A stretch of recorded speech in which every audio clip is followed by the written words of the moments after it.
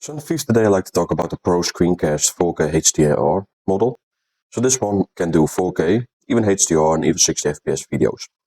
There are a few things I'd like to say about this device. This is the video I will not make too long because it's a very simple device. You connect it to your Wi-Fi and then it works. And it really works like a CHROMECAST device. So you can see it in your menu of casting devices. And you can also do mirror casting, so your screen for your phone or from your laptop, for example. So it's very functional. And USB Type-C, HDMI 2.0. So yeah, great device for specs. But something I did notice, if you load in 4K content, it does take some time to buffer. And especially higher bitrate 4K stuff, it just doesn't want to load in because it's just too graphical heavy. So this is also the reason why I got an other unit, because I thought it was a default or thing that didn't work in my unit. But it seems that just the 4K with very high bitrate stuff on YouTube even has some issues with rendering, buffering and so on.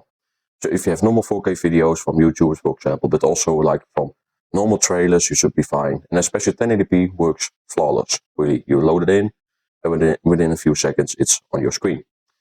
So the overall image quality is pretty sharp. Even in 1080p, it definitely does 4K like output, but then with 1080p image.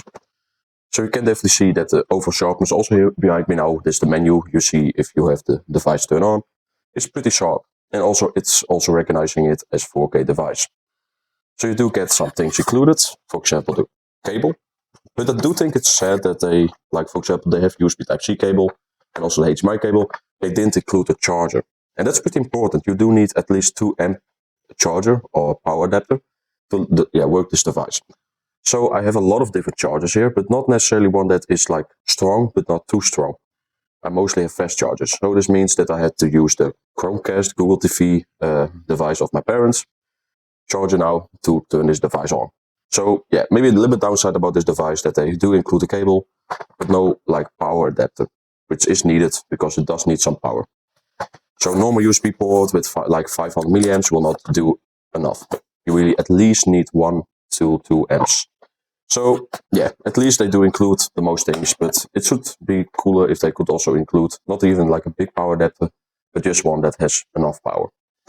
So yeah, overall, a pretty great experience, and especially the image, which you will see now in a few samples, it's great sharpness, and the colors are pretty natural, especially if you tune your TV correctly, it all will work. But I did notice that, especially with faces or people in the videos, it has the tendency to maybe make the skin a little bit too red. But this has something to do with more streaming devices, because they do output the image, but somehow they always put some own color profile on top. Again, this device works, especially for 1080p, 60 FPS, it is flawless. 4K is a little bit of a mixed bag because it depends on the bitrate of the video. So my videos, if I Chromecast it on this device, they work fine, no issues. But if you have like some people that make like high-res movie trailers, so they create or recalibrate movie trailers with higher bitrate, it will not work in most cases, even with very high Wi-Fi speeds, which I have. Hope you guys enjoyed this video and see you guys around.